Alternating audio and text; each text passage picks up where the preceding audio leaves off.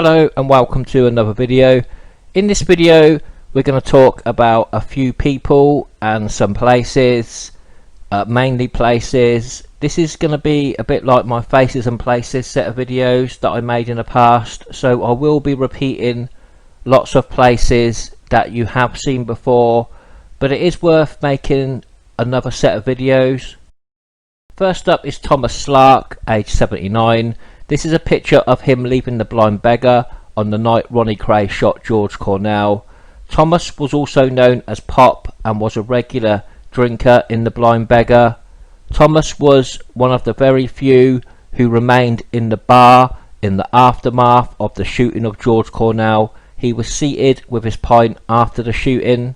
He used to help around the pub also, and on the night Cornell was murdered, he had done a bit of sweeping up and was given a ham roll for his troubles. He went to sit down and eat it with his pint just before Ronnie Kray and Ian Barry walked into the pub. Thomas Lark said some quite famous words after he went and stood over George Cornell's body after George had been shot in the head. Looking over him, Pop said, "F me, I guess he won't be drinking any more booze, will he?" Pop Lark was a World War I veteran, and I think he died shortly after the Cornell murder, according to the barmaid in the Blind Beggar. He was supposed to have sat quite unfazed by the shooting, but he was probably in shock like most of the other customers that evening, although he would have seen some really bad things in World War I, so maybe a gangster being shot in the head probably didn't really faze him that much. He was questioned by police that evening, but at the time in 1966, according to the barmaid, he was going a bit senile. Next up we have the Stork Club in Swallow Street in London's West End. According to firm member Billy Frost, he went with Reggie and Ronnie Kray to meet Richardson gang member George Cornell here in early 1966.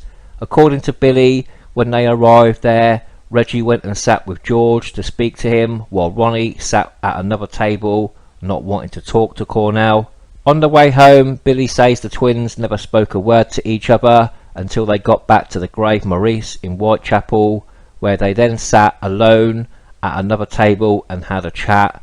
Billy says 2 weeks later, Ronnie shot George Cornell. This is one of the few stories that have been told about the lead up to the murder of George Cornell, and because it is one of many, it is hard to know the real reason why Ron walked into the Blind Beggar and shot George dead on that Wednesday evening in March 1966. Ziggy's Cafe at number 4 Cobb Street. It used to be the Moo Grill building pictured here. It was a popular haunt for the twins in their younger years when they were coming up. It was here that the twins stood in awe outside of a record shop as 3 men dressed like Chicago-style gangsters entered the cafe. As they entered the cafe, the crowds parted. The 3 men were Moisture Blue Boy, Little Jaime Rosen, and leading the way was the legendary Jack Spot. The way the crowds parted for these men of respect as they entered the cafe made a big impression on the twins, and in particular Ronnie Kray. The twins would later work for Jack Spot.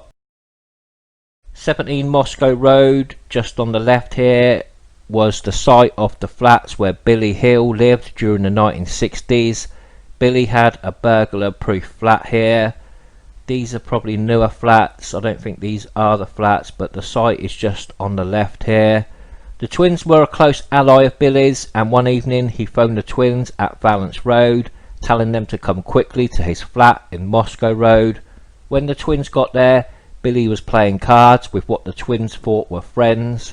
Billy took them to the side and said, "I was just trying you out, sorry," meaning he was testing how quickly the twins would come to his aid if needed, and then he chucked them a bundle of notes. It turned out the people playing cards were not Billy's friends, but they were in fact Ronnie-caused gangsters who ran lots of gambling in the West End. This was the French mafia who operated out of places like Marseille. To demonstrate his influence to the French mafia, Billy had sent for the twins and they happily came tearing in. He only wanted to show that he could raise the right mob if needed at a moment's notice. Billy died at his flat in Moscow Road in 1984, aged 72.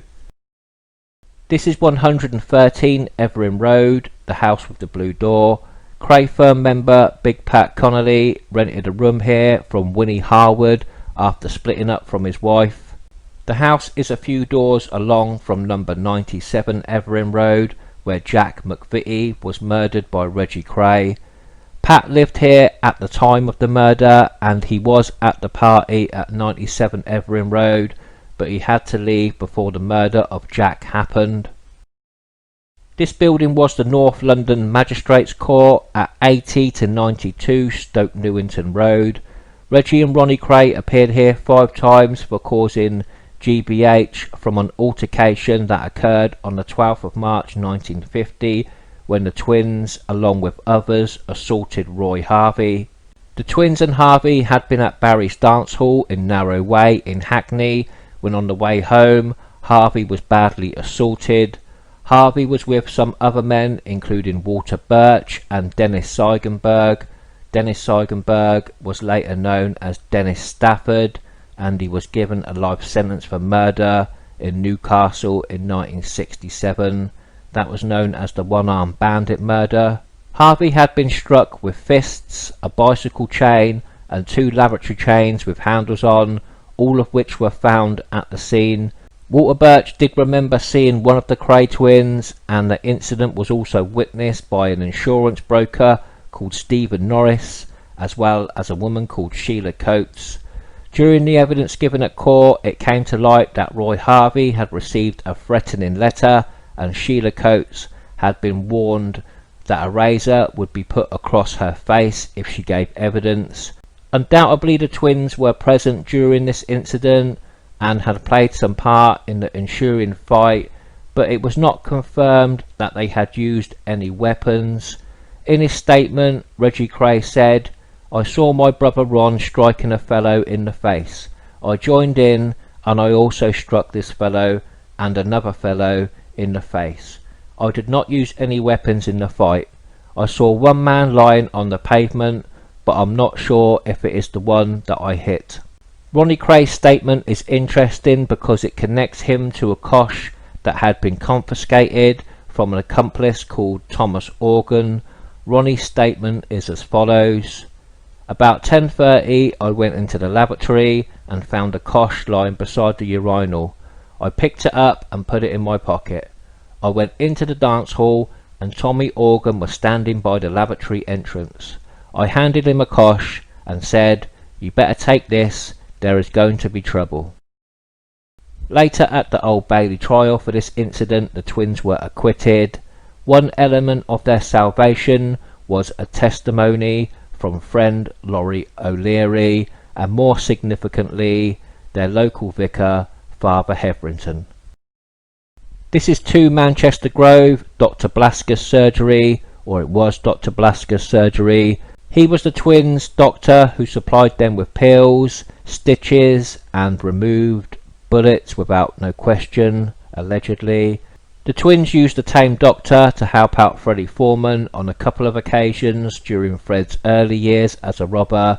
That tame doctor was more than likely Dr. Blasker. Tales of his kindness and generosity are the stuff of legend on the Isle of Dogs. He would walk miles to visit patients at their home, usually refusing payment, or if accepting it, discreetly passing it back to patients' children on his way out.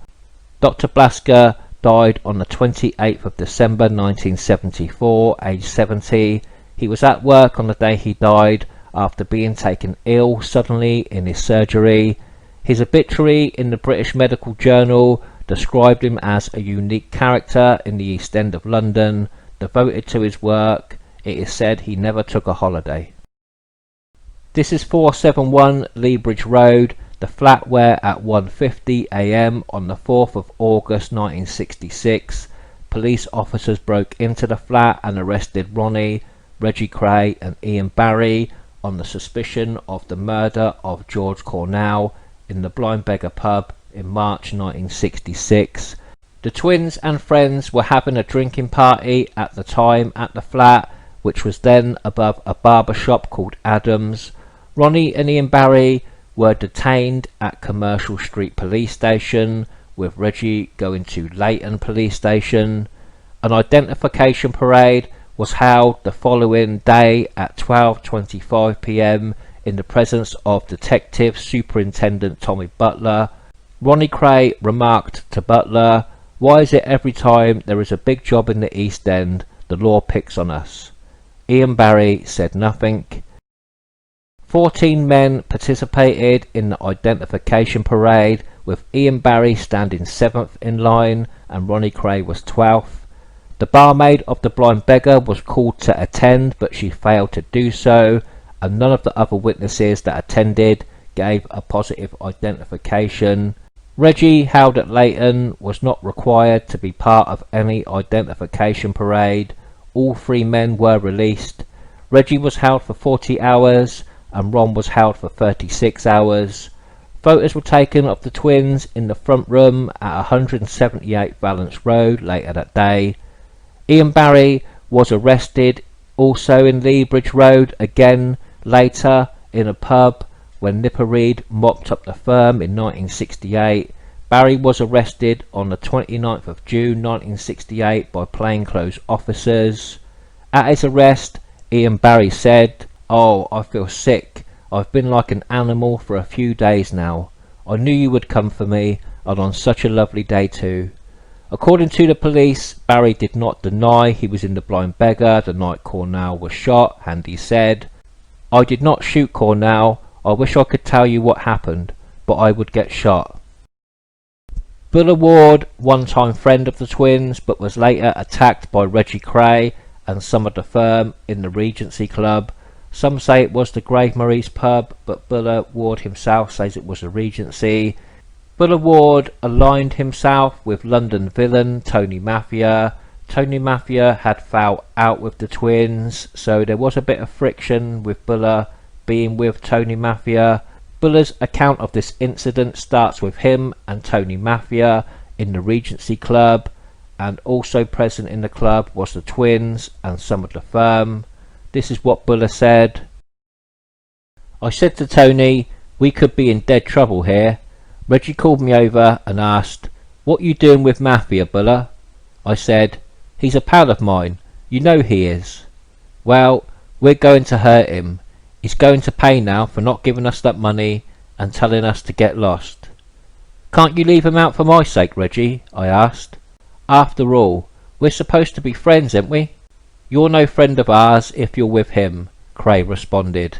'You choose him or us.' 'Sod it, I choose him,' I said. Straight away I felt my adrenaline rising, as I knew the enormity of my decision. I turned and walked over to Tony Mafia and said, 'Right, we best have it away on our toes, fast.' Tony Mafia said he needed to use the toilet first, but as I turned and looked behind me, I could see the Krays and their cohorts moving across the club towards us. So I shouted, 'Come on, Tone, don't hang about,' and he ran out of the club. With that, Reggie came up to me and snarled, 'You marked his card, Buller.' 'Course I did. What would you have done, Reg?' If I'd expected a reasoned debate, well, those days were long gone. No longer was I the older villain who they respected and sought an alliance with. They'd outgrown the need for my protection or help. They feared no one now. Reggie lashed out with a right-hander to my jaw, and I saw the punch coming and rode it. I smiled derisively. I said, 'You'll have to do better than that, Reggie boy.' When he threw me these punches, I said to him, 'If that's the hardest you can hit, you'll have to do a lot better than that.' I have about 30 stitches, 36 stitches, something like 32 stitches, I'm not quite sure. Then Ronnie stepped forward and threw a punch at me, followed by a quick cluster of blows by Reggie. To be honest, the twins couldn't fight, and I could have smacked the hell out of both of them in a straightener. But they were nasty. They didn't fight fair, as I found out when one of their crew cracked me from behind with a kosh. The pain in my head from that blow from a cowardly little mug named Ginger dropped me to my knees, and I looked up and saw Harry Abrahams handing the twins some tools. Although he didn't actually take part in the beating, I held Abrahams just as responsible as the others, who were beginning to kick lumps out of me. Cowardly, all of them. I lay on the floor and tried to cover up, but I felt something sharp stabbing into my thigh, and I saw something glistening in Reggie Kray's hand. He kneeled over me with a crazed look and began slicing away at my face like a manacled butcher hacking at some tough meat. I could see my blood pooling around me as the Krays and their henchmen battered away at me, and then Reggie stood up panting, regarding his handiwork. "You should have done him with a shooter," observed Ronnie impassively, and then the twins walked away, leaving me lying there trying to regain consciousness. That was the attack on Buller Ward by the twins and some of the firm in the Regency. I'm not sure what year this happened, but I would guess it was around about 1966 or 1967. This is the University Arms Hotel in Cambridge. It is said by author John Pearson that the twins were driven here by their cousin Ronnie Hart on the day after the murder of Jack McVitie in October 1967. They stayed here, all arranged and paid for by their friend Jeff Allen, and then they moved on to the Lamb Hotel in Lavenham in Suffolk. It seems the twins were no strangers to Cambridge, as they stayed at the Garden House Hotel in Cambridge sometime after the murder of George Cornell in 1966, although this is said to have happened by Supergrass Bobby Till, so it can be taken with a pinch of salt, but it could be true. Ashburn Place in Kensington, London, SW7. It is here that David Litvinoff had a flat where he lived with Esmeralda's Barn croupier Bobby Buckley. Ronnie Kray took over the remainder of the lease on the flat in lieu of payment of a gambling debt that Litvinoff had from Esmeralda's Barn. The address is sometimes given incorrectly as Ashburn Gardens. That's said mainly by John Pearson.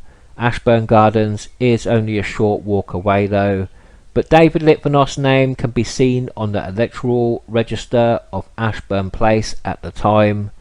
David Litvinoff was later slashed across the face after falling out with the twins by an unknown assailant. The 1990 film The Krays portrays it as Ronnie Kray, Gary Kemp, doing it with a sword. David Litvinoff killed himself in the mid-1970s of an overdose of sleeping pills. Blackpool Buildings is where the firm had a flat that they called the Dungeon. It was just behind Valence Road. As you can see on this map here, it's got Blackpool Buildings and there's Valence Road just by it. Author John Pearson stayed in the flat during his meetings with the twins and the firm in late 1967 and early 1968.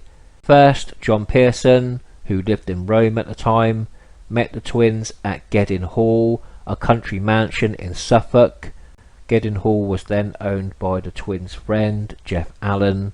So it was then a bit of a shock for John Pearson to be put up at the bleak Blackwall Buildings on his second visit to see the twins in Bethnal Green.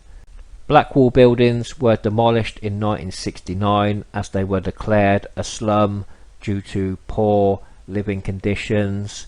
This is the road where the Blackwall Buildings was. I think they were where this park is.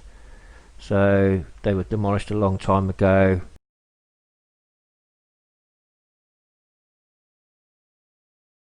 So that's about it.